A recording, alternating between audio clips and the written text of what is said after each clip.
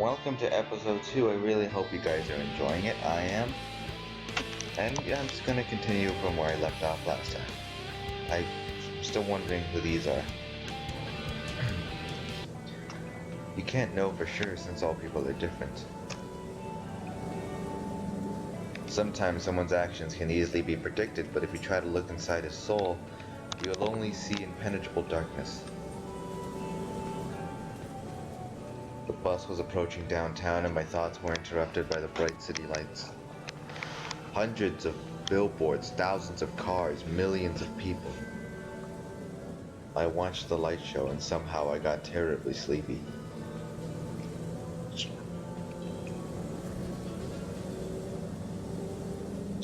My eyes closed just for a moment and then...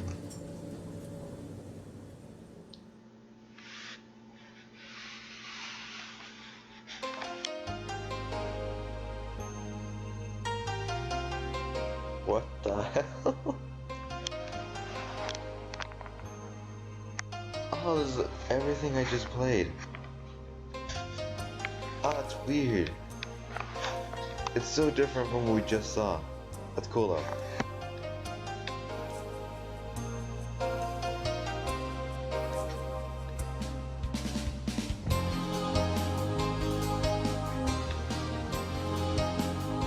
I should have kept this going from the last episode of... Oh, hi.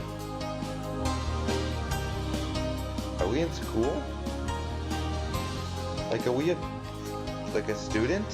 Is that what's going on? Whoa!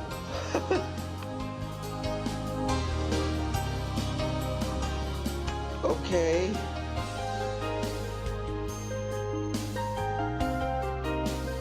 What the hell's going on? I can't read any of their names. What does that mean? Okay. Okay, we got Hatsune Muki. Okay.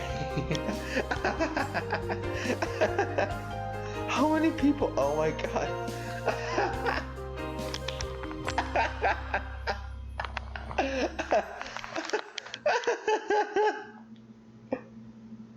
What was that?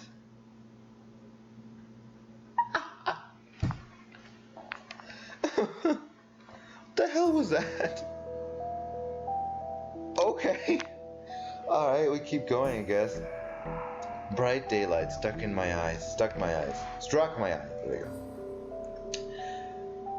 Oh shit, these changed. Look, they're leaves now. At first I didn't pay attention as I wasn't fully awake yet. On their own, my legs carried me towards the door. Semyon. Damn, looks like I fell asleep and missed my stop. But there was no door. I looked around the bus and realized that it wasn't a good old worn out instead the bus was an Icarus model, a new one. I froze in shock. How? What? Am I dead? Have I been kidnapped? No, I must be dead. Oh, okay. Alright, that makes sense. I patted myself down feverishly, slapped myself painfully in the face a few times, banged my forehead on the back of one of the bus seats. It's clear, either I'm still alive or you can still feel pain when you're dead. But how could this happen? Maybe I slept for too long and ended up at the bus depot? And then, what, did they put me in another bus? I rushed out and took a look around.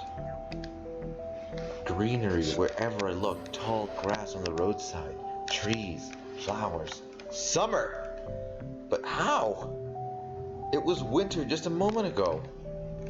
My head was aching unbearably, as if it was going to explode. Slowly I began to remember.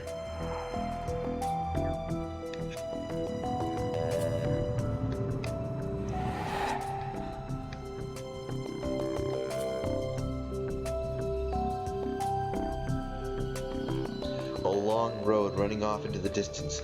Forests, plains, fields, lakes, and forests again.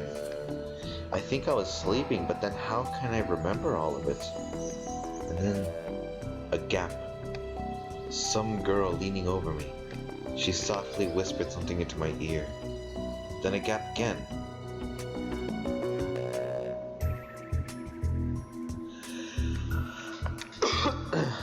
And then I woke up here. Who was that strange girl? Or was she just a dream? For some reason, thinking about her made me feel better and calmed me down a little. I felt warmth all over coming from the inside. Could it be her who brought me here? Then I need to find her. And the best place to look for her is away from here. I rushed to the left, then to the right, then stopped, hesitating over where to go. Finally, I ran in the direction from which the bus had probably came.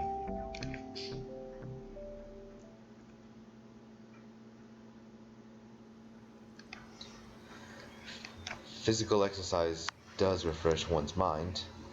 Thoughts become clearer and it gets easier to evaluate the surrounding reality. Not in my case, however. I was sitting on the roadside, wheezing and trying to ease my sore throat by gulping breaths of hot air. In any case, the run did its job. The fear withdrew for a while. Maybe I really am just dreaming. Though recalling my self-harm on the bus, I immediately rejected the idea. I am neither dreaming nor dead. A narrow road ran through the field and far into the distance. That exact same road from my dream. I must be very far away from home. And it's not just that it was winter yesterday, it's summer now. It's the whole environment. Of course, summer is usually like this, green and hot. But here, everything's not entirely lifelike. Everything looks like it was taken from the paintings of a Russian landscape artist from the 19th century. The grass is just too lush. The bushes are not like the bushes should be. They are so thick that you can't see anything through them, like treetops, honestly. And the trees themselves. The forest was quite far away, but the trees looked as if they had closed their ranks and were now just waiting for the orders to advance onto the fields and plains. I caught my breath and looked at the bus, which was now barely visible. That was a good run. Fear overtook me once again. Those power lines. There must be people here. But what does it mean? In fact, that means nothing at all. Couldn't they have power lines even in hell? Roasting sinners over hot coals. That's so last century.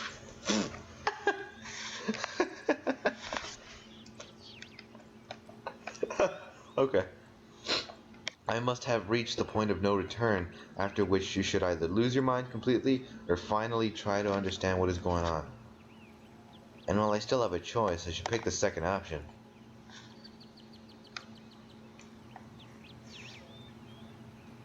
I slowly headed back to the bus. Of course it was scary, but not likely to find an answer in the fields or the woods, and this wretched bucket of bolts is the only kind of link that I have with the real world. Oh, it's my dream. Okay. I should carefully scout the area.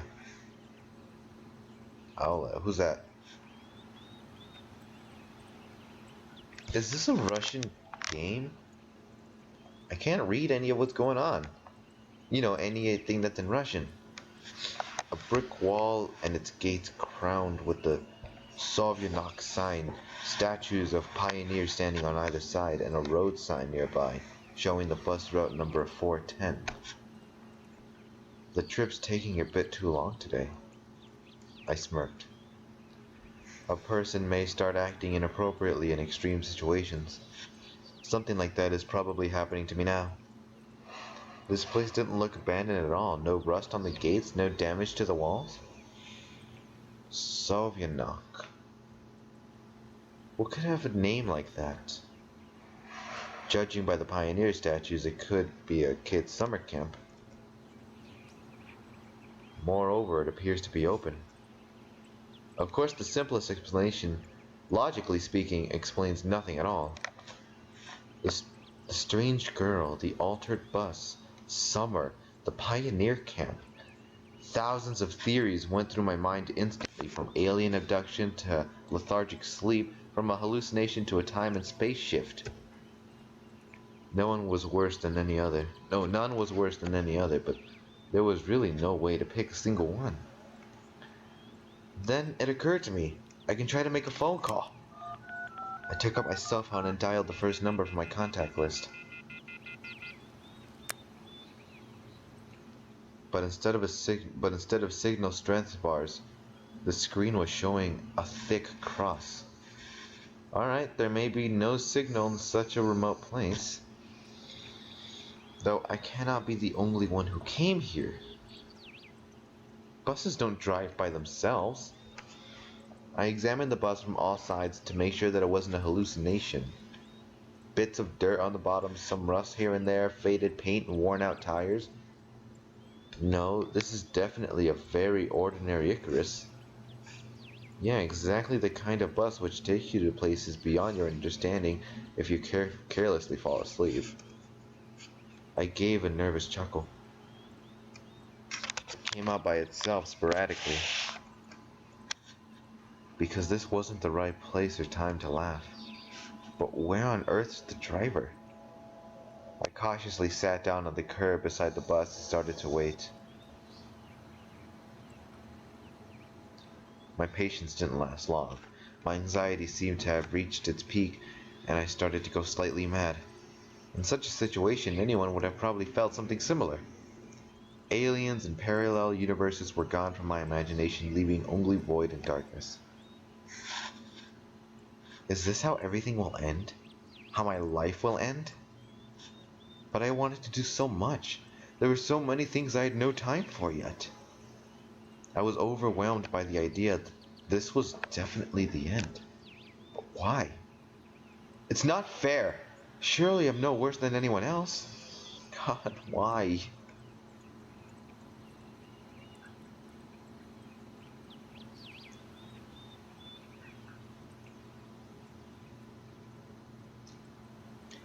Tears were burning my eyes unbearably. I curled up and started rolling in the grass. Why? What did I do? Why me? But my cries were only heard by speechless statues of the pioneers and bird on a tree, which immediately flapped its wings and took off, crying out something in its own bird language, as if laughing at the idiot who dared to interrupt its after-dinner nap. I was left breathless from weeping and just lay quietly, sobbing occasionally. After a while, I managed to pull myself together. My mind cleared up a bit, as if terror and the fear of death gave me a little break. All in all, if someone wanted to kill me, what is it all for?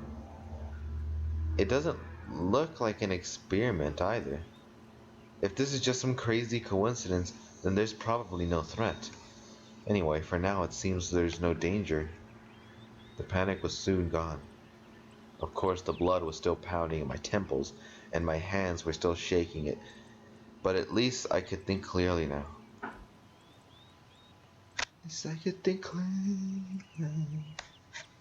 Right now, there is nothing I can really change anyway, so no matter how much I think or how mad I get, I would only make things worse. Until some actual facts appear, there is really no point in making guesses. In any case, I won't learn anything by lounging about here. This camp, if of course it is really a camp, looked like the only place where people could be, so I decided to go there, and hardly had I reached the gates when a girl came out from behind them. Hi! Wearing a pioneer uniform. My logic didn't let me down this time. Then again, a pioneer uniform in the 21st century. And then again, a girl here. I froze, unable to take a step. I felt very much like running away. Running as far away as I could from this place, far away from the bus, gates, statues, and far from this bloody bird with its sayista. just running free like the wind, faster and faster, waving to the planets passing by, winking at the galaxies, running, becoming a pulsar ray and turning into a vestigial radiation, running to face the unknown. Run no matter where, as long as it is far away from this place. Oh gosh, you got closer. No. Whatever. Meanwhile, the girl got closer, whatever. I think that's what it said. I could not help but notice her beauty, even though I was trembling with fear. Human instincts work independent of consciousness, and while only 5% of the brain is responsible for cognitive process, the remaining 95% are always busy sustaining life, and in particular, ensuring stable functioning of the hormonal system.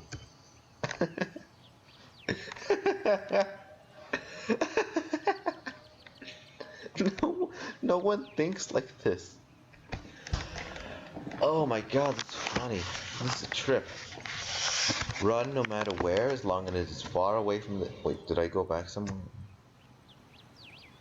Meanwhile... Oh, okay.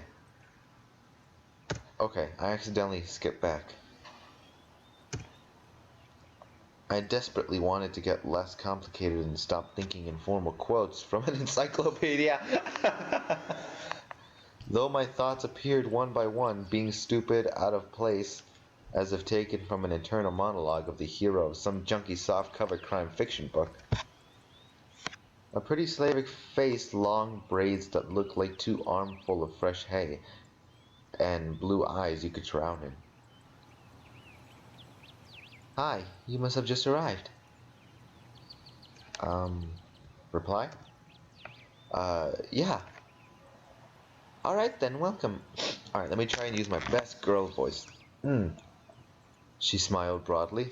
Alright, strange. It looked as if I had just a normal girl in front of me. Bah. I shouldn't have returned here. The woods and fields seemed better. But what shall I do next? Try to speak with her as if she was a human, or run away, or what? The blood was pumping unbearably in my head, tearing it apart from the inside. A little bit more and the poor pioneer girl would be splattered with gruesome... Okay, that's weird. Alright, best girl voice. What's so funny about that? What's so funny about that? The girl looked me over. It sent shivers down my spine and my knees started to tremble. Nothing. Great then. Great? What's so great about that? Suddenly a thought crossed my mind. To hell with it all. Forget about the bus behind me. The fact that it was winter yesterday and summer today. I wanted to rip off my itchy sweater and just accept that all this is actually happening. Everything is as it should be. This is for the best. Would you happen to know... You should go to our camp leader. She'll tell you everything. Look. You go straight ahead to the square, then turn left. You'll see several small cabins. She pointed at the gates as if I knew what was behind them. Okay, is patron...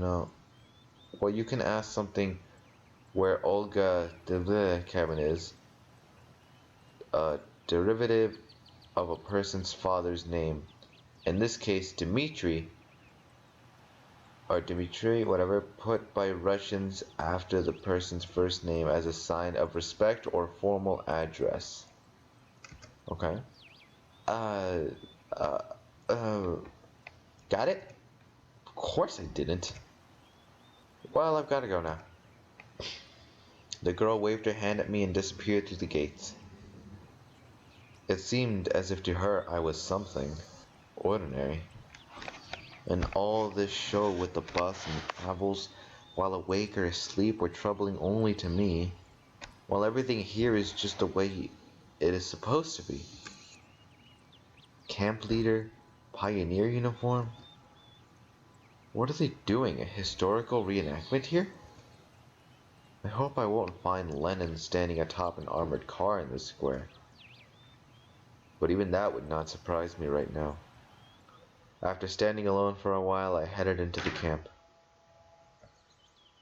A mere 50 meters ahead, a small one-story house popped on the left side. The sign near the door said clubs. I was about to come closer when the door suddenly opened and a short girl wearing a pioneer uniform came out. Her pretty face gave me the impression of one suffering for the fate of the whole mankind with a truly universal sorrow. As soon as she saw me, the girl froze, as if frightened. I froze too, considering what was the best to do, to approach first or wait until she showed some initiative. Or maybe run away after all. Although this last option was constantly being suggested over by my self-preservation instinct, at least that's what I'd like to believe. Not the worst human instinct, but far from the most logical. If this instinct played poker against deductive abilities, the outcome would be predetermined. And those deductive abilities, or at least their semblance, were hinting to me that there was no need to be afraid of this girl. What the fuck? Suddenly, somebody jumped under the nearby bushes. A girl wearing a bright red t-shirt with USSR written on it. Such a perfect reproduction of the age. She looked quite short from a distance and was probably younger than both of the pioneer girls, the one at the gates and this girl at the door of the clubs. At least I decided to come closer, but the USSR girl, as I called her in mind, jumped towards the first girl and started telling her something while wildly waving her arms. The other girl in turn seemed confused and lowered her gaze, remaining silent. I would have probably continued to observe their amusing dialogue, but the USSR suddenly pulled something out of her pocket and started waving it in front of the girl's face.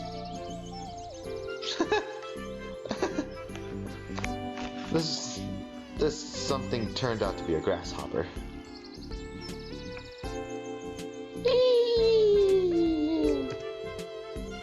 The first girl squealed. She must not be too keen on insects, and she instantly rushed off towards the place where Lenin presumably made his speech about the workers' and peasants' revolution. This is to say, towards the square. The USSR glanced at me, grinned playfully, and dashed after her. Not a bad start to the day. I have absolutely no clue where I am. Besides that, there are some kids here role-playing as pioneers, and as far as I could tell, this place is located thousands of kilometers away from my home. It might even be a different reality. And this was indeed a reality. I mean, everything around me seemed so real, if a little embellished, that I was starting to think that in fact my previous life could have been just a dream.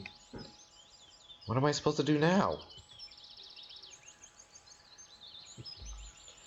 I was picking at the cracked paving stones with my shoe and staring aimlessly at the club's building. Just a few more seconds before I have to come up with some decisions. That's when I recalled myself rolling on the grass, weeping. I cringed in disgust. Perhaps another instinct when all energy for whimpering and self-pitying is used up. The body is either going into hibernation or whatever. Mine seemed to have chosen the second option because, out of the blue, I found the determination to figure out what was going on. And in order to do that, I had to act like a man, like a human, to maintain the dignity of a representative of my own world. I followed the path to the left, on the right side, in which stood small cabins, apparently the homes of the local pioneers. Actually, they looked quite cozy from the outside. Even though I was born in the Soviet Union, I have never been a part of the children's organization, neither the pioneers, nor even the younger October children. I imagined the daily life of a typical pioneer camp a bit differently. Huge barracks with long rows of metal bunks, wake-up call at 6 o'clock, played by a siren, 1 minute to make your bed, then joining the formation at the drill square. Or wait, could I be confusing it with something else? Suddenly something struck me on the back. I staggered but remained on my feet, turned around and prepared to fight heroically for my life. But all I found was another girl standing before me. My mouth hung open in surprise. Pick your jaw off the ground, I closed to my mouth. The same pioneer uniform, but the way she was wearing it looked, let's say, provocative. Like all the girls I had met here before, this one was rather cute, but her overly arrogant expression killed any desire to get to know her better. New here, are you? Fine. See, what? She threw a threatening glance at me and walked past. I waited for the pioneer girl to turn at the corner. Who knows what else she might have been up to? The most interesting thing was that even this hostile girl seemed completely normal to me. She did not give off the feeling of some deadly danger, except maybe the danger of getting punched in the nose. At last I managed to make it to the square.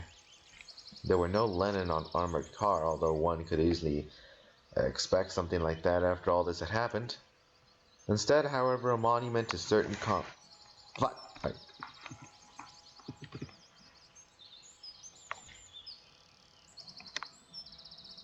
Oh shit, you can actually go back? What was it? Instead, however, a monument to a certain Conrad towered in the middle of the square. The letters on the pedestal read Genda. This must be some big figure in the party. There were some small benches at the sides. It's quite pleasant here. Where did that girl tell me to go? To the left or to the right?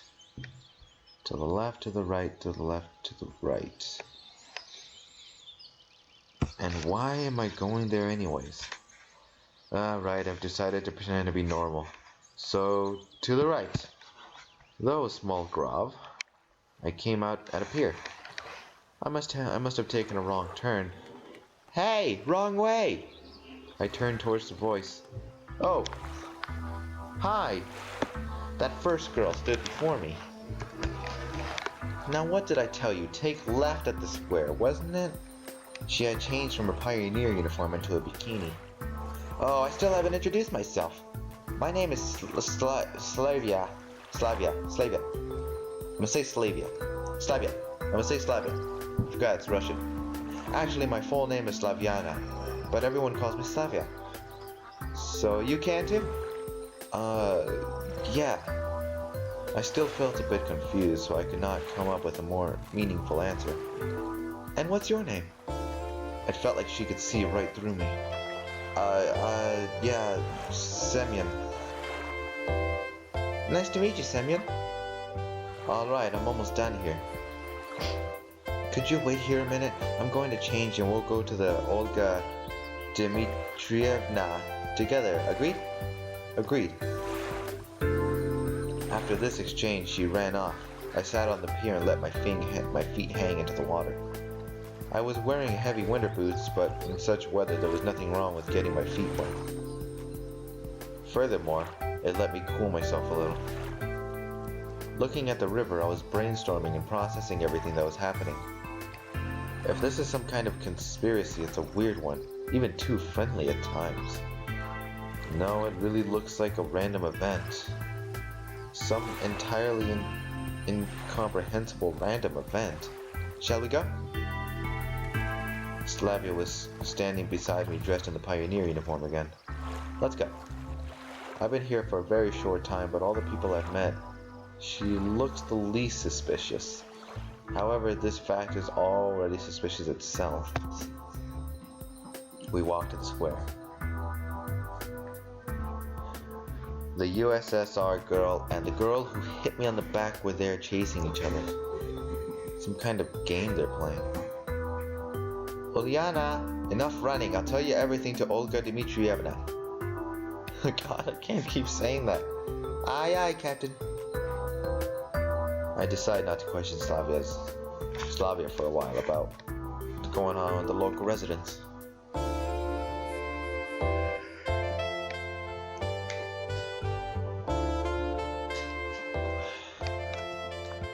Better meet with this mysterious Olga that first. Sounds like she's the boss here. We walked past the rows of almost identical cabins, some of which looked like fat beer barrels while others looked more like household sheds. Finally, Slavia stopped in front of me, smallish one-story cabin. It looked like an artist painting. The faded paint chipping here and there with age was sparkling in the sun. The window shutters slightly ajar while swaying almost unnoticeably in the wind, and huge lilac bushes were growing at the sides. It seemed as if this ramshackle hut was drowning in a storm of purple silk, and the lilacs, like some elemental force, were inexorably destroying the troop's leader's house. "What are you standing around for? Let's go." Slavia snapped me out of my daydreaming. "And stop teasing Lena already." Oh god! Jesus crap, that scared me. Okay, I think this is a good place to leave off. Well, see who this is in the next episode. I really hope you guys are enjoying this. If you like this, please leave a like and subscribe for more videos like this. I'm gonna be finishing up this in parts. So thank you for staying for those of you that did, and I will see you guys next time. Butternuts out.